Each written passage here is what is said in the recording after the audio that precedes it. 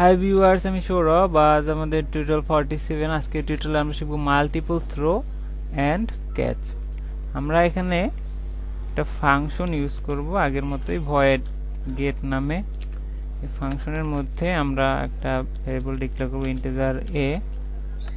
এরপর আমরা একটা ডিক্লেয়ার করব স্ট্রিং str, যেটা ভেরিয়েবল আমরা ডিক্লেয়ার করলাম। এরপর আমরা সিন করব a কে। আমরা এটাকে একটা মিনিংফুল নাম দেই, এটা দিলাম নাম্বার। আমরা একটা নাম্বার ইনপুট নেব, আমরা এভাবে একটা নাম্বার ইনপুট নিব। এরপর আমরা একটা কন্ডিশন চালাবো, ইফ নাম্বার ইকুয়াল 1। আমাদের নাম্বারটা যদি 1 হয় তাহলে আমরা থ্রো করব একটা ইন্টিজার সংখ্যা। আবার আমরা দিব ইফ নাম্বার ইকুয়াল 2, তাহলে আমরা থ্রো করব একটা ডাবল বা ফ্লোট সংখ্যা। আমরা এখানে একটা থ্রো করলাম। এরপর আমরা যদি নাম্বার নট ইকুয়াল 1 অথবা নাম্বার নট ইকুয়াল 2 হয়, তাহলে আমরা এখান থেকে থ্রো করব str, একটা স্ট্রিং থ্রো করলাম। মানে এই দুইটা, যদি এটা আমরা থ্রো করলাম একটা ডাবল, এখানে থ্রো করলাম ইন্টিজার, এখানে থ্রো করলাম একটা স্ট্রিং। পর আমরা এখানে কি করলাম, মাল্টিপল থ্রো ইউজ করলাম। যেহেতু আমাদের এখানে গেট ফাংশনটা এক্সেপশন থাকতে পারে, সেজন্য আমাদের এখানে ট্রাই ব্লক নেব। ট্রাই ব্লকের মধ্যে আমরা গেট ফাংশনটাকে কল করব।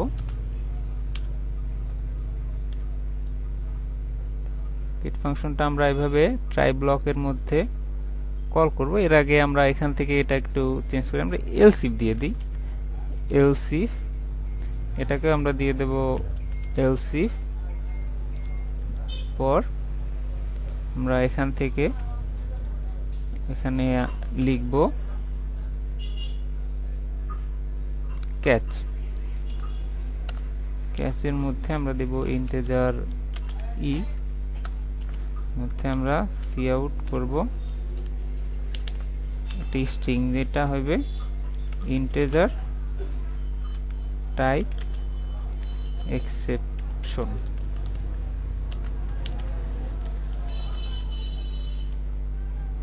তাহলে আমাদের প্রোগ্রামটা রান হচ্ছে। আমরা একইভাবে একটা ক্যাচ ইউজ করব, এটা ইউজ করব ডাবল ই নামে। এর মধ্যে আমরা লিখব এটা ডাবল টাইপ এক্সেপশন। আমরা এখানে লিখব ডাবল। আরো একটা আমরা এখানে এটাকে যদি আমরা এখানে কি করলাম, এখানে আমরা একটা ফাংশন নিলাম যার মধ্যে একটা ভেরিয়েবল নাম্বার ডিক্লেয়ার করলাম। এই নাম্বারটা আমরা ইনপুট নিলাম, আর একটা স্ট্রিং নামে str নামে একটা ভেরিয়েবল ডিক্লেয়ার করলাম। এখন আমাদের নাম্বারটা যদি ইউজার যে নাম্বারটা ইনপুট দিবে সেটা যদি 1 হয়, তাহলে আমরা এখানে একটা ইন্টিজার টাইপ ডেটা থ্রো করলাম। আর আমাদের নাম্বারটা যদি 2 হয়, তাহলে আমরা এখানে একটা ডাবল টাইপ ডেটা থ্রো করলাম। আর আমাদের নাম্বার যদি 1 এবং অথবা 2 কোনোটাই না হয়, তাহলে আমরা একটা স্ট্রিং টাইপ ডেটা থ্রো করলাম। তো আমরা যেহেতু এখানে মাল্টিপল থ্রো ইউজ করলাম, সেহেতু আমাদের এখানেও মাল্টিপল ক্যাচ ইউজ করতে হবে। আমরা এখানে যখনই ইন্টিজার ই দিলাম, তখন কিন্তু এই থ্রোটা ও ক্যাচ করবে, যেহেতু এটা থ্রো করলো ইন্টিজার টাইপ ডেটাকে। আমরা যখনই ডাবল ই দিলাম, তখন এটা কিন্তু এই থ্রোটাকে ক্যাচ করবে, যেহেতু এটা একটা ডাবল ভ্যালু। এরপর আমরা এই প্রোগ্রামটাকে রান করব। আমরা যদি 1 দেই, তাহলে আমাদের ইন্টিজার টাইপ এক্সেপশন। একইভাবে আমরা যদি 2 দেই, তাহলে শো করবে ডাবল টাইপ এক্সেপশন। আমরা এখান থেকে একটা শর্টকাট ওয়ে আছে, এগুলো প্রত্যেকটা ডেটা টাইপের জন্য আলাদা আলাদা ক্যাচ ইউজ না করে আমরা একটা ক্যাচের মধ্যে, আমরা এখানে সেটা দেখব কিভাবে একটা ক্যাচের মধ্যে সবগুলো ডেটা টাইপ কল করতে পারি। এভাবে 3টা কোলন দিয়ে দেব। এর মধ্যে আমরা সি আউট করব ডিফল্ট টাইপ এক্সেপশন, এখানে লিখে দেব ডিফল্ট। ডিফল্ট টাইপ এক্সেপশনের অ্যাডভান্টেজ হলো আমাদের এক্ষেত্রে এখানে যে টাইপের ডেটা থ্রো করব ও সেই টাইপের ডেটা ক্যাচ করতে পারবো। আমাদের আলাদা করে এখানে বলে দিতে হবে না ইন্টিজার টাইপ, না ডাবল টাইপ, না স্ট্রিং টাইপ বা অথবা ক্যারেক্টার টাইপ, যাই হোক। এখন আমরা এই প্রোগ্রামটাকে রান করব। তাহলে আমরা যদি এখানে 3 দেই তাহলে ডিফল্ট টাইপ এক্সেপশন। এরপর আমরা এখান থেকে এটা কেটে দেব। একইভাবে প্রোগ্রামটা আবার রান করব।